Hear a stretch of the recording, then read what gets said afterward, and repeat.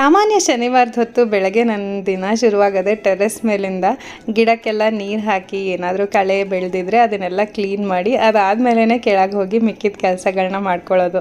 ಮತ್ತು ಸಾಮಾನ್ಯವಾಗಿ ಮದುವೆ ಆಗಿ ಹೆಣ್ಮಕ್ಳು ಗಂಡನ ಮನೆಗೆ ಹೋದಾಗ ಪೂರ್ತಿ ರೊಟೀನ್ಸ್ ಎಲ್ಲ ಚೇಂಜ್ ಆಗೋಗಿರುತ್ತೆ. ಬೆಳಗ್ಗೆ ಏಳೋದ್ರಿಂದ ಹಿಡಿದು ರಾತ್ರಿ ಮಲ್ಕೊಳ್ಳೋವರೆಗೂ ಅಷ್ಟೇ. ಕೆಲವು ಸಲ ಅತ್ತೆ ಮನೆಯಲ್ಲಿ ಮಾತಾಡೋದೋ ಬೇಡವೋ, ಇದು ಮಾತಾಡಿದ್ರೆ ಸರಿ ಅದು ಮಾತಾಡಿದ್ರೆ ತಪ್ಪು ಅಂತ ಒಂದು ಗೊಂದಲದಲ್ಲಿ ಇರ್ತಾರೆ ಹೆಣ್ಮಕ್ಳು. ಈ ಕಡೆ ಅತ್ತೆ ಮನೆದು ತಪ್ಪಿರಲ್ಲ, ಈ ಕಡೆ ಹೆಣ್ಮಕ್ಳದು ತಪ್ಪಿರಲ್ಲ. ಯಾಕಂತಂದರೆ ಅತ್ತೆ ಮನೆ ಕಡೆಯವ್ರು ಬೆಳೆದು ಬಂದಿರೋ ರೀತಿ ಒಂಥರ, ಹೆಣ್ಮಗಳು ಬೆಳೆದು ಬಂದಿರೋ ರೀತಿ ಒಂಥರ. ಆದರೆ ಏನು ಅಡ್ಜಸ್ಟ್ ಮಾಡ್ಕೊಳ್ಬೋದು ಅಂತಂದರೆ ಅತ್ತೆ ಮನೆ ಕಡೆಯವರು ಅವರು ಅದೇ ಮನೇಲಿದ್ದಾರೆ. ಆದರೆ ಹುಡುಗಿ ಹೆಣ್ಮಗು ಮದುವೆ ಮಾಡ್ಕೊಂಡು ಬಂದಿರೋಳು ಮಾತ್ರ ಹೊಸ ಮನೆ, ಹೊಸ ವಾತಾವರಣ. ಹಾಗಾಗಿ ಅಡ್ಜಸ್ಟ್ ಆಗೋಕ್ಕೆ ಸ್ವಲ್ಪ ಸಮಯ ಬೇಕು ಅಂತ ದೊಡ್ಡವರಾದವರು ಅರ್ಥ ಮಾಡಿಕೊಂಡು ಅವಳ ರೀತಿನಲ್ಲೇ ಅಡ್ಜಸ್ಟ್ ಮಾಡ್ಕೊಳ್ತಾ ಹೋದರೆ ಇಬ್ರಿಗೂ ಚೆನ್ನಾಗಿರುತ್ತೆ. ಅರ್ಥ ಮಾಡ್ಕೊಂಡು ಹೋದರೆ ಒಬ್ರನ್ನೊಬ್ರನ್ನ ಮನಸ್ತಾಪಗಳ ಕಮ್ಮಿ. ಏನಂತೀರಾ?